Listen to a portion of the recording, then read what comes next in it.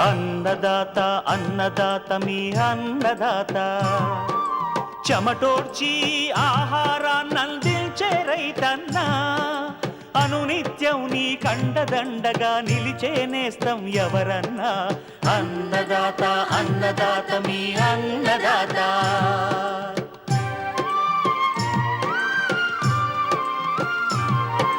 నూతన రీతుల సాగుబడికి నూరింతలు పెరిగే దిగుబడికి సూచనలిచ్చే సస్య రక్షణకు పశు పోషణకి శాస్త్ర విజ్ఞానం అందించి ముందుకు నడిపే తెలుగు రైతు భారతదేశానికి మకుటం అయ్యేలా తీర్చిదిద్దే ఆశయంతో మిమ్ము మేలు కొలిపేది అన్నదాత అన్నదాత అన్నదాత మీ అన్నదాత అన్నదాత అన్నదాత మీ అన్నదాత. అన్నదాత ప్రేక్షకులకు నమస్కారం. ఈనాటి ముఖ్యాంశాలు: నెల్లూరు జిల్లాలో రబీ వరిలో సమగ్ర పోషక యాజమాన్యం, మిద్దె తోటల్లో జీవన ఎరువులు జీవ శిలీంధ్రాల వాడకం, మామిడి పూత దశలో కనిపించే పక్షి కన్ను తెగులు బూడిద తెగులు నివారణ, ఇంకా జై కిసాన్ వ్యవసాయ సమాచారం.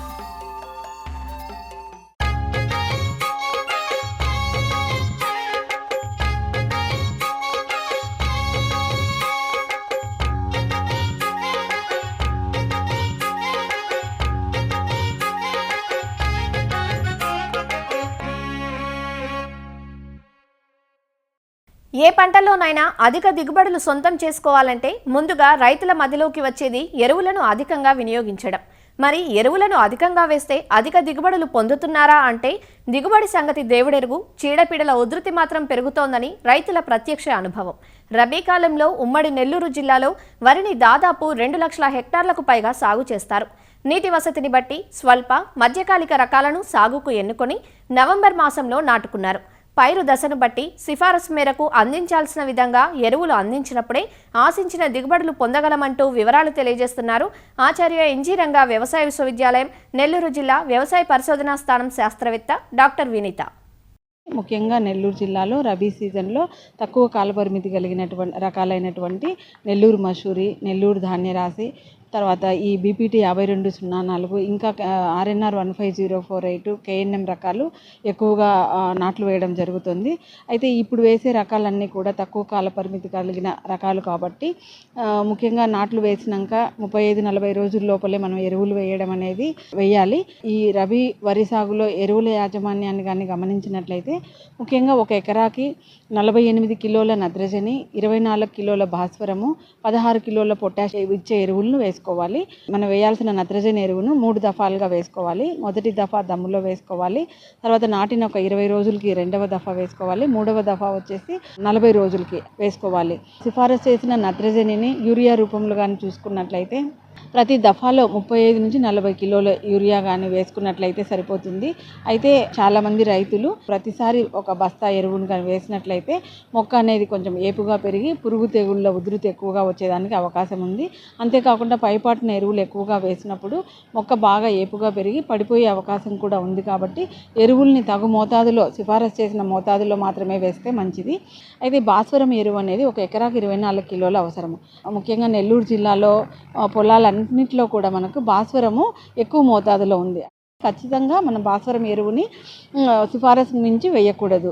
తర్వాత ఈ ఎరువు ఏంటంటే నత్రజని ఎరువులాగా నీళ్ళలో బాగా కరిగిపోవడము అలా జరగదు. కాబట్టి అంతా కూడా ఒకసారి దమ్ములో వేస్తే సరిపోతుంది. ఇంకొకటి ఏంటంటే ఈ భాస్వరం ఎరువు ముఖ్యంగా వేర్లు పెరుగుదలకి, పిలకలు పెట్టడానికి మాత్రమే ఎక్కువగా ఉపయోగపడుతుంది. కాబట్టి మనం పైపాటున వేయడం వలన ఈ ఎరువు వలన వచ్చే ఆదాయం కంటే కూడా ఖర్చు ఎక్కువ. కాబట్టి ఖచ్చితంగా మనము కాంప్లెక్స్ ఎరువులనైనా సరే, భాస్వరం సంబంధిత సింగిల్ సూపర్ ఫాస్ఫేట్ ఎరువునైనా కూడా దమ్ములోనే వేసుకుంటేనే మంచిది. తర్వాత పొటాష్, ఈ పొటాష్ను మనకు మ్యూరేట్ ఆఫ్ పొటాష్ రూపంలో మనము వరి పంటకు వేయాలి. అయితే ఈ పొటాష్ కూడా నత్రజని లాగా ఎక్కువగా కరగడం కానీ, లేదంటే భాస్వరం లాగా అసలు కరగకుండా ఉండడం కానీ కాకుండా మధ్యస్థంగా ఉంటుంది. కాబట్టి దీన్ని 2 దఫాలుగా వేసుకోవాలి. మొదట్లో ఒక 20 కిలోలు, చిరుపొట్ట దశలో ఒక 20 కిలోలు, ఆ విధంగా 2 దఫాలుగా వేసుకోవాలి. ఈ ఎరువులు వేసేటప్పుడు గమనించాల్సిన విషయం ఏంటంటే నాట్లు వేసిన తర్వాత కూడా మనం ఎరువులు ముఖ్యంగా యూరియా లాంటి ఎరువులు వేసినప్పుడు బురద పొదుల్లో మాత్రమే ఎరువులను వేయాలి. ఎందుకంటే యూరియాలో మనకి అమైడ్ రూపంలో ఉండే నత్రజని అనేది మనకి కన్వర్ట్ అయ్యి అమోనికల్ ఫామ్లో కావాలి అని అంటే మనకు నీరు ఎక్కువగా ఉన్నప్పుడు ఆక్సిజన్ అనేది తక్కువగా ఉంటుంది కాబట్టి మనకు అలా అంటే వినియోగ సామర్థ్యం తగ్గుతుంది. అందుకని ఎప్పుడు కూడా బురద పొదుల్లోనే మనం యూరియా ఎరువును వేసుకున్నట్లయితే తర్వాత మనకు వేసిన ఎరువు అంతా కూడా మొక్కలకు ఉపయోగపడే అవకాశం ఉంటుంది. తర్వాత ముఖ్యంగా రబీ సీజన్లో ఈ జింక్ లోప లక్షణాలు ఎక్కువగా కనపడుతూ ఉంటాయి. తక్కువ ఉష్ణోగ్రతలు ఉండడం కానీ, తర్వాత పచ్చి రొట్టె సరిగ్గా కుళ్ళకపోవడం వలన కానీ, వీటి వలన మనకు జింక్ లోప లక్షణాలు ఎక్కువగా కనపడుతూ ఉంటాయి. ఈ రబీ సీజన్లో జింక్ సల్ఫేట్ని ఎకరాకు ఒక 20 కిలోలు జింక్ సల్ఫేట్ని దమ్ములో వేసుకోవాలి. అయితే ఈ జింక్ ఎరువును వేస్తున్నప్పుడు మనము భాస్వరం ఎరువులతో కలిపి వేయకూడదు. అలా కలిపి వేసినట్లయితే మనకి ఈ జింక్ సల్ఫేటు మొక్కలకు అందుబాటులోకి రాకుండా ఉంటుంది. ఈ జింక్ లోప లక్షణాలు ఎలా ఉంటాయంటే ముదురాకుల మీద తుప్పు మచ్చలు ఏర్పడుతుంటాయి. మనము ఆకును కూడా చూసినట్లయితే ఒక రకమైన శబ్దం వస్తూ ఇరిగిపోయే అవకాశం ఉంటుంది. తర్వాత మొక్క మనం యూరియా ఎరువులు వేసినా కూడా పెరగకుండా ఉంటుంది. ముఖ్యంగా నాటిన తర్వాత 4 నుంచి 6 వారాలప్పుడు మనకి ఈ జింక్ లోప లక్షణాలు ఎక్కువగా కనబడుతుంటాయి. సో మొదట్లో మనం దమ్ములో జింక్ సల్ఫేట్ వేసినా కూడా తర్వాత ఈ జింక్ లోప లక్షణాలు వచ్చే అవకాశం ఉంది. కాబట్టి పైపాటుగా మనకు 2 గ్రాముల జింక్ సల్ఫేట్ 1 లీటర్ నీటికి కలుపుకొని 2 నుంచి 3 పర్యాయాలు మనం పిచికారీ చేసుకున్నట్లయితే ఈ జింక్ లోప లక్షణాలను మనము సవరించుకోవచ్చు. అయితే ముఖ్యంగా ఈ బీపీటీ 5204 కానీ 1010 వంటి రకాల్లో మనకి జింక్ లోప లక్షణాలు ఎక్కువగా కనపడుతుంటాయి. నెల్లూరు మసూరిలో వీటిలో మనకు అంత ఎక్కువగా జింక్ లోప లక్షణాలు కనపడవు. కేవలం రసాయన ఎరువుల ద్వారా పండించినప్పుడు రైతులు సిఫారసుకు మించి 2 నుంచి 3 రెట్లు అధికంగా ఎరువులు వేయడం వలన చాలా వరకు పొలాలన్నీ కూడా చౌడు బారడము, తర్వాత ఎక్కువ డబ్బులు ఖర్చు పెట్టడము, లేదంటే పురుగు తెగులు ఎక్కువగా రావడము, ఖర్చు ఎక్కువ కావడం ఇలాంటి సమస్యలు ఉన్నాయి. కాబట్టి వీలైనంత వరకు ఎరువులను సిఫారసుకు మించి వాడకూడదు. అయితే ఈ ఎరువుల్ని మనం తగ్గించుకోవాలి, కేవలం సేంద్రీయ వ్యవసాయం ద్వారానే పండించుకోవాలి అని అనుకున్నప్పుడు మనకు అందుబాటులో ఉన్నటువంటి పశువుల ఎరువు కానీ, వానపాముల ఎరువు కానీ, ప్రెస్మట్ కానీ, తర్వాత కోళ్ళ ఎరువు కానీ, తర్వాత షీప్ మెన్యూర్ కానీ ఇలాంటివి వేసుకొని మనం వేయాల్సిన ఎరువుల్ని తగ్గించుకొని ఈ సేంద్రీయ ఎరువులను వేసుకున్నట్లయితే మనకు మంచి దిగుబడి వచ్చే అవకాశం ఉంది.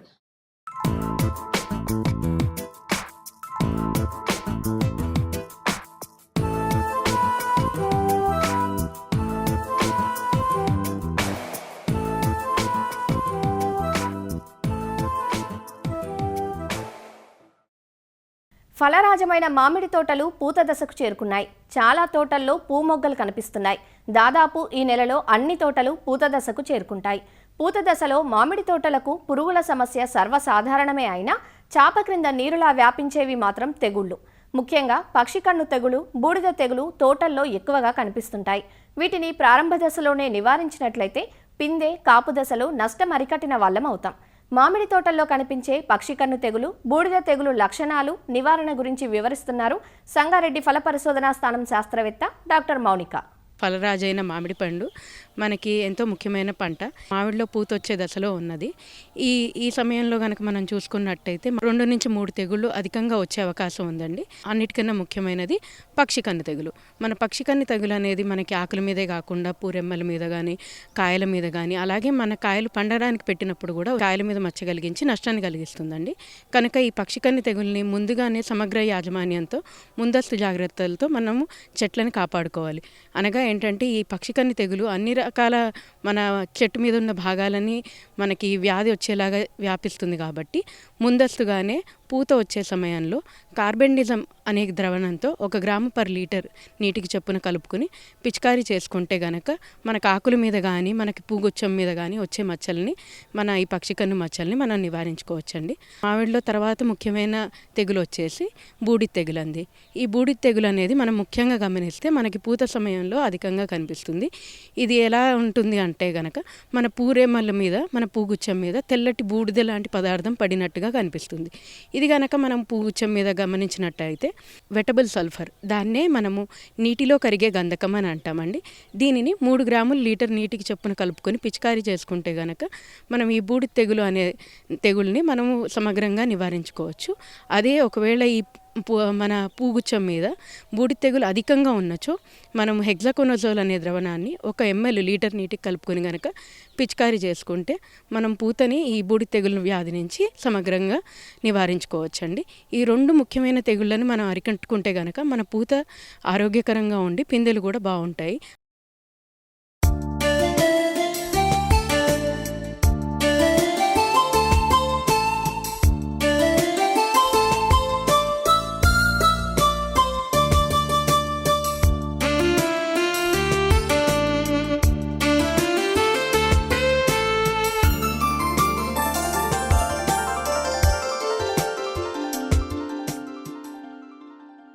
ఇటీవలి కాలంలో పెరటి తోటలు, మిద్దె తోటలు పెంచే ధోరణి అంతటా పెరుగుతోంది. రసాయనాల వాడకం అసలు లేకుండా పూర్తిగా సేంద్రియ ఎరువులు, కషాయాలతో సాగు చేపట్టడమే పరమావధిగా మిద్దె సేద్యాన్ని చేస్తున్నారు నగర, పట్టణ ప్రజలు. అయితే ఈ సేద్యంలో చీడపీడలే సాగుదారులకు సమస్యగా మారుతుంటాయి. వీటిని ఎలా ఎదుర్కోవాలో అంతుబట్టదు. రకరకాల కషాయాలు, వేప మందులతో అనేక ప్రయత్నాలు చేస్తూ ఉంటారు. దీనికి ఎంతో సహనం, ఓర్పు, సమయం కావాలి. అయితే సాగు ఆరంభించాక అనేక ప్రయత్నాలు చేయటం కంటే ముందుగానే మట్టి మిశ్రమం తయారీలోనే కొన్ని మెలకువలు పాటిస్తే తరువాత సాగును సాఫీగా సాగించవచ్చు. అది జీవన ఎరువులు, జీవ శిలీంధ్రాల వాడకంతో సాధ్యమవుతుంది. వీటిని మట్టి మిశ్రమంలో చేర్చటం, పైపాటుగా అందించడం ద్వారా మొక్కలకు సహజ సిద్ధమైన ఎరువులను అందించిన వాళ్ళం అవుతాం. అలానే జీవ శిలీంధ్రాలు చీడపీడలను నిరోధిస్తాయి. జీవన ఎరువులు, జీవ శిలీంధ్రాలను మిద్దె సేద్యంలో ఎలా వాడుకోవాలో హైదరాబాద్ జీడిమెట్లలోని సెంటర్ ఆఫ్ ఎక్సలెన్స్ ఉద్యాన విస్తరణాధికారి వేణుగోపాల్ రెడ్డి నుంచి తెలుసుకుందాం. మారుతున్న పరిస్థితులకు అనుకూలంగా కూరగాయల సాగు అనేది చాలా క్లిష్టానుసారంగా మారింది. తమకు తాము ఎప్పుడైతే పెరటి తోటల్లో కూరగాయల సాగు చేపట్టడం జరుగుతుందో అప్పుడే మనం ఆరోగ్యవంతమైన కూరగాయలు అనేది పండించుకొని తినడం జరుగుతుంది. పెరటి తోటల్లో కూరగాయల సాగు చేసేటప్పుడు పాటింగ్ మిక్చర్ ప్రిపరేషన్లోనే మనం కావాల్సిన జాగ్రత్తలు తీసుకున్నట్లయితే 100% మనం సక్సెస్ సాధించడం జరుగుతుంది.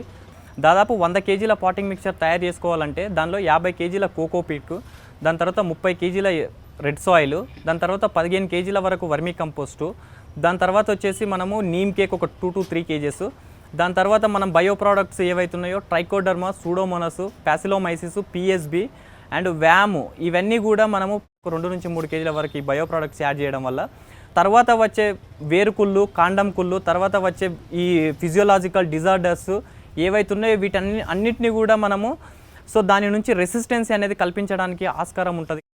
పిహెచ్ అనేది మనము కంట్రోల్లో పెట్టుకోవడానికి, మాయిశ్చర్ కంటెంట్ అనేది కూడా కంట్రోల్లో పెట్టుకోవడానికి, డిసీజెస్ ఏవైతున్నాయో వాటినన్నిటినీ కూడా మనము తట్టుకునే సామర్థ్యం పెంచుకోవడానికి మొక్కకు అందించడానికి ఆస్కారం ఉంటుంది. ఇవన్నీ యాడ్ చేసుకొని ఒకవేళ మనం తగు జాగ్రత్తలు తీసుకొని మనం ఒకవేళ కల్టివేషన్ కనుక చేసుకున్నట్లయితే 100% ఆర్గానిక్ వేలో మనము కూరగాయల సాగు చేపట్టడం అనేది జరుగుతుంది. దానివల్ల మనం తర్వాత ఎలాంటి పెస్టిసైడ్స్, ఫంగిసైడ్స్ వాడడానికి కూడా ఆస్కారం ఉండదు. పాటింగ్ మిక్చర్ అంతా ప్రిపేర్ చేసుకున్న తర్వాత కావాల్సిన హైబ్రిడ్ వెరైటీస్ కానీ మంచి వెరైటీస్ ఏవైతున్నాయో మార్కెట్లో టమాటో కావచ్చు, నెక్స్ట్ వంకాయ కావచ్చు, మిర్చి కావచ్చు, ఆకుకూరలు, పాలకూర, కొత్తిమీర అన్నిట్లో కూడా దాదాపు మల్టీ కటింగ్ వెరైటీస్ ఉన్నాయి. మనం అవే వెరైటీస్ కన్నా చూస్ చేసుకున్నట్లయితే ఒకసారి విత్తనం ఖర్చు కొనుగోలు చేసి మనం వేసుకున్నప్పుడు తర్వాత ఒక 5 నుంచి 6 కోతకు రావడానికి ఆస్కారం ఉంటుంది. కాబట్టి మళ్ళీ విత్తన ఖర్చు అనేది కూడా మనకు తగ్గుతుంది. సెంటర్ ఆఫ్ ఎక్సలెన్స్ జీడిమెట్లలో కూడా దాదాపు అన్ని రకాలైన కూరగాయ నార్లు, అన్ని రకాలైన ఆకుకూర విత్తనాలు, అన్ని రకాలైన కిచెన్ టెర్రస్ గార్డెన్కి సంబంధించిన ఈ ఇన్పుట్స్ అన్నీ కూడా మా దగ్గర అవైలబుల్గా ఉన్నాయి. కాబట్టి వారికి కావాల్సిన వాళ్ళు ఆన్లైన్లో మా వెబ్సైట్ ద్వారా కూడా తెలుసుకొని రావచ్చు. లేదంటే సెంటర్ ఆఫ్ ఎక్సలెన్స్ జీడిమెట్ల అని వెబ్సైట్లో సెర్చ్ చేసిన మా డీటెయిల్స్ ఉంటాయి. అదే కాకుండా ఇక్కడ సుచిత్ర దగ్గర మా సెంటర్ ఏదైతే ఉందో దానికి డైరెక్ట్గా విజిట్ చేసి 365 days ఎప్పుడైనా మార్నింగ్ 9 to 5 వరకు ఎప్పుడైనా విజిట్ చేసి మా దగ్గర ఉన్న ఇన్పుట్స్ అన్నీ కూడా అన్ని కాస్ట్ బేసిస్లోనే ఉంటాయి. ఏది కావాలంటే కూడా ప్రొక్యూర్ చేసుకోవచ్చు. మనం ఆరోగ్యవంతమైన కూరగాయలు పొందాలంటే తప్పకుండా ఆర్గానిక్ సేంద్రియ పద్ధతిలోనే మనం వెళ్ళాల్సిన అవసరం ఎంతైనా ఉంది. బయో ప్రోడక్ట్స్ పార్టీ మిక్చర్లో యాడ్ చేసిన తర్వాత మళ్ళీ నెక్స్ట్ లెవెల్లో అంటే ఒక 15 to 20 days అయిన తర్వాత మనం వాటర్లో మిక్స్ చేసి కూడా మనం డ్రెంచింగ్ చేసుకోవచ్చు. అంతేకాకుండా అదే టైంలో మనము వర్మి కంపోస్ట్తో మిక్స్ చేసి చల్లుకోవడానికి కూడా ఆస్కారం ఉంటుంది. ఒకవేళ ఏదైనా ఎక్స్ట్రీమ్ లెవెల్స్కి వెళ్ళి కంట్రోల్ కాని సిచ్యువేషన్లో ఉన్నప్పుడు ఏదైనా ఆర్గానిక్ వేలో నీమ్ ఆయిల్ లాంటివి, అగ్నాసం, బ్రహ్మాస్త్రము, నెక్స్ట్ ఈ వర్మి వాష్ను వీటన్నిటిని ఉపయోగించుకొని మనం కంట్రోల్ చేసుకుంటే చాలా మంచి రిజల్ట్స్ ఉంటాయి. ఆకుకూరలు ఏవైతే వేసుకున్న తర్వాత పడిపోవడం జరుగుతుంది. పడిపోవడానికి గల ముఖ్య కారణాలు ఏంటంటే ఏ టైంలో హార్వెస్టింగ్ చేయాలనేది ఒకటి అనుకుంటే ఓవర్ గ్రోన్ అయిపోయి పడిపోతుంది అంటే అది ఒకవేళ టైంలో హార్వెస్ట్ చేయకపోవడం అని దాని అర్థము. ఒకవేళ హార్వెస్టింగ్ చేయకముందు చిన్నగా ఉన్నప్పుడే మొక్కలు కనుక పడిపోతున్నట్లయితే time to time watering everyday morning hours లేదా ఈవినింగ్ అవర్స్లో కంపల్సరీ వాటరింగ్ ఇచ్చుకోవాలి. వాటరింగ్ ఇచ్చేటప్పుడు కూడా కంపల్సరీ రోజ్ క్యాన్ లేదా స్ప్రింక్లింగ్ మెథడ్ ఏదైనా వాటర్ స్ప్రింకిల్ చేసినట్టు వాటరింగ్ ఇవ్వాలి తప్ప ఒక మగ్గులతో పోయడం కానీ జార్లతో పోయడం కానీ అట్లాంటివి చేయొద్దు. అట్లాంటివి చేసినప్పుడు దాని ప్రెజర్ ఏదైతే ఎక్కువ అవుతుందో ప్రెజర్ ఎక్కువయ్యి మొక్కలు పడిపోవడానికి ఆస్కారం ఉంటుంది. షవర్ లాగా వర్షపు చుక్కలు ఎలా పడతాయో అలా నీళ్ళు ఇవ్వడం చాలా ఉత్తమము. సూర్యకాంతి ఎప్పుడైతే సరిగ్గా లేనప్పుడు దాని యొక్క గ్రోత్ అనేది ఇంటర్నోడల్ లెంత్ అనేది ఎక్కువ వస్తుంది. అంటే దాని ల్యాంకీ గ్రోత్ అంటారు. దాని గ్రోత్ పెరిగినప్పుడు ఏమవుతుందంటే మొక్క అనేది దాని స్టెమ్ డెవలప్మెంట్ అనేది జరగదు. ఆ స్టెమ్ డెవలప్మెంట్ జరగక చక్కగా పెరిగేసి కింద పడిపోవడానికి ఆస్కారం ఉంటుంది. సో అలా జరగకుండా ఉండాలంటే కంపల్సరీగా 40,000 నుంచి 50,000 లక్స్ అనేది కంపల్సరీ నీడెడ్. ఆ లక్స్ కనుక ఒకవేళ తక్కువ ఉన్నట్లయితే ఆ లక్స్కు అనుకూలమైన వెరైటీస్ ఏవైతే ఉన్నాయో ఏవైతే కూరగాయలు వస్తాయి అనుకుంటామో అలాంటి కూరగాయలే తప్పకుండా మనం సాగు చేసుకోవాలి. ఏదైతే పాట్ కానీ సీల్ ప్యాలెంట్ టర్ఫ్ కానీ మనం సెలెక్ట్ చేసుకుంటున్నామో దాని యొక్క హైటు విడ్త్ డయా దాని యొక్క డెప్త్ని బట్టి దాని డెప్త్ ఎంత ఉందనే దాన్ని బట్టి మనము దాని క్రాప్ సెలెక్షన్ చేసుకుంటే బాగుంటుంది. అంటే ఒకవేళ టర్ఫ్ హైట్ వచ్చేసి ఒక 1/2 ఫీట్ హైట్ ఉందనుకుంటే దానికి గల ఆకుకూరలు కరెక్ట్ అని సూటబుల్ అని, ఒకవేళ దాని యొక్క డెప్త్ ఎక్కువ ఉంది అంటే దానికి ఒకవేళ వెజిటేబుల్ క్రాప్స్ ఏదైతే టమాటో బ్రింజల్ అంటే రూట్ సిస్టమ్ ఏదైతే వేరు వ్యవస్థ ఎక్కువ లోతుకెళ్తుందో సో వేరు వ్యవస్థని దృష్టిలో పెట్టుకొని మనం దాని పాట్ సెలెక్షన్ కానీ టర్ఫ్ సెలెక్షన్ కానీ చేసుకోవాలి. సో అలాంటప్పుడు ఏమవుతుంది అంటే ఒకవేళ మొక్కలు పడిపోవడానికి ఆస్కారం ఉండదు. ఒకవేళ కూరగాయ మొక్కల్లో టమాటో వంకాయ మిర్చి అయితే కంపల్సరీగా స్టేకింగ్ చేసుకోవాల్సిన అవసరం ఉంటుంది. పెరిగే కొద్దీ ఒక 1 ఫీట్ 2 ఫీట్ 3 ఫీట్ 4 ఫీట్ వరకు కూడా వచ్చే వెరైటీస్ ఉన్నాయి కాబట్టి కంపల్సరీగా పైకి సుతిలి దారంతో కానీ లేదంటే వెదురు బొంగులతో కానీ కంపల్సరీగా స్టేకింగ్ చేసుకోవాలి. ఒకవేళ ఏదైనా రోగాలు వచ్చి కూడా పడిపోయడానికి ఆస్కారం ఉంటుంది. సో రోగాలు వచ్చినప్పుడు ఏదైతే మనము ఫంగిసైడ్స్ పెస్టిసైడ్స్ వాడకుండా ఈ బయో ప్రోడక్ట్స్ ఏవైతే ఉన్నాయో అవన్నీ కూడా అవలంబించి సో కంట్రోల్ చేసుకోవడం అనేది చాలా ఉత్తమం.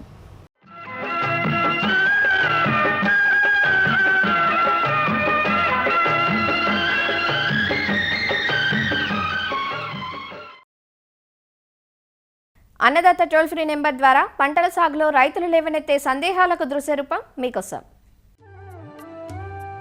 శనగలు, శనగ పచ్చ పురుగు, రబ్బరు పురుగు నష్టం ఎక్కువగా ఉంది.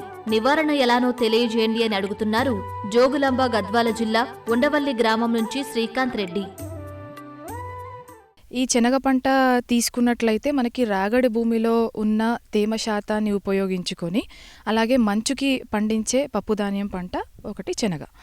ముందుగా ఆకుపైన పూతపైన కాయపైన ఈ శనగ పచ్చ పురుగు అనేది గుడ్లు ఒకటిగా పెడుతూ ఉంటుందన్నమాట. దీనిలో నుంచి పొదిగిన లద్దె దశలు రకరకాల కలర్లలో ఉంటాయి. అయితే మొదటి దశ ఏంటంటే ఆకులని తినేస్తూ ఉంటుంది. తర్వాత రెండో దశ ఏంటంటే ఆకులను పూతని తినేస్తూ ఉంటుంది. చివరి దశ చూసుకున్నట్లయితే కాయని తినేస్తూ ఉంటుంది. ఈ పురుగు యొక్క తల భాగం అనేది కాయ లోపలికి పెట్టి మిగతా భాగం బయట పెట్టి తింటూ ఉంటుందన్నమాట. అంటే ఈ దశ అనేది రైతుకి చాలా ఎక్కువగా నష్టపరిచే దశ. ఇంకొక పురుగు చూసుకున్నట్లయితే లబ్బర్ పురుగు. ఆకుల మీద తర్వాత కాండాల మీద ఏంటంటే గుంపుల్లో గుడ్లు పెడుతూ ఉంటుంది. ఆ గుడ్ల మీద గోధుమ వెంట్రుకలు అనేవి కప్పి ఉంచుకుంటుంది అనమాట. దీనిలో నుంచి పొదిగిన లద్దె దశలు కూడా ఏంటంటే గుంపుల్లో ఆకుల మీద తర్వాత కాండం మీద ఉండి తింటూ ఉంటాయి. ఈ పురుగు పత్రహరితాన్ని గోకి తినడం వలన ఓన్లీ చారలు మాత్రమే మిగిలి ఉంటాయి. తర్వాత ఏంటంటే మనకి మొక్క ఎదుగుదల అనేది ఆగిపోతుంది. మనకి పూత అనేది సరిగా రాకపోవడం తర్వాత దిగుబడి మీద ప్రభావం చూపిస్తూ ఉంటాయి. ఈ రెండు పురుగులకి కూడా మనం ముందు నుంచి ఎలా కంట్రోల్ చేయాలి అని అంటే ఎకరానికి ఒక 5-6 లింగాకర్షక బుట్టలు అనేవి పెట్టుకోవాలి. 5 రెక్కర పురుగులు అలా పడినట్లయితే అలాగే శనగపచ్చ పురుగు అనేది ఒక లద్దె పురుగు ఒక చెట్టుకి కనబడినట్లయితే మనకి రబ్బర్ పురుగులు కూడా 1-2 ఒక చెట్టు కనబడినట్లయితే వెంటనే నీమ్ ఆయిల్ 5 ml 1 లీటర్ నీటికి కలిపి పిచికారీ చేసుకోవాలి. లేకపోతే 5% వేపగింజల కషాయం అనేది పిచికారీ చేసుకోవచ్చు. ఎన్పివి 100 లార్వాలకి సరిపడే అంత తీసుకొని తర్వాత బీటీ 400 గ్రాములు 200 లీటర్ నీటిలో కలిపి పిచికారి ఎకరానికి చేసుకోవచ్చు. ఇంకొకటి ఏంటంటే పంట సాలల్లో బొరుగులు అంటే ప్యాలాలు అంటాం, వాటిని చల్లుకోవాలి. తర్వాత ఏంటి వై ఆకారము కట్టెలు అనేవి పాతుకోవాలి. తద్వారా ఏంటంటే మనకి పిట్టలు వచ్చి వాలడం వలన ఈ పురుగుని తినడం అనేది చేస్తూ ఉంటాయి. అలా మనము కంట్రోల్ చేసుకోవచ్చు. ఇవే కాకుండా దశపర్ణి కషాయం అనేది 10 రకాల ఆకులతో తయారు చేసుకోవడం జరుగుతుంది. ఇది కూడా మంచి ఔషధ గుణాలున్న కషాయం. తర్వాత ఏంటంటే రకరకాల మనకి రసం పీల్చుడు పురుగులు కావచ్చు, లద్దె దశ పురుగులను కావచ్చు, ఇది బాగా కంట్రోల్ చేస్తుంది. పంట వేసిన తర్వాత ఒక 30 రోజులకి తర్వాత కాయ దశల్లో కూడా 2 సార్లు 6 లీటర్లు 200 లీటర్ నీటిలో కలిపి మనం పిచికారి చేసుకున్నట్లయితే ఈ పురుగు ఉద్రిక్తత అనేది తగ్గించుకోవచ్చు. ఇలా సమగ్ర సస్యరక్షణ విధానంలో చేసుకున్నట్లయితే రైతు ఖచ్చితంగా మంచి దిగుబడులు అనేవి పొందవచ్చు.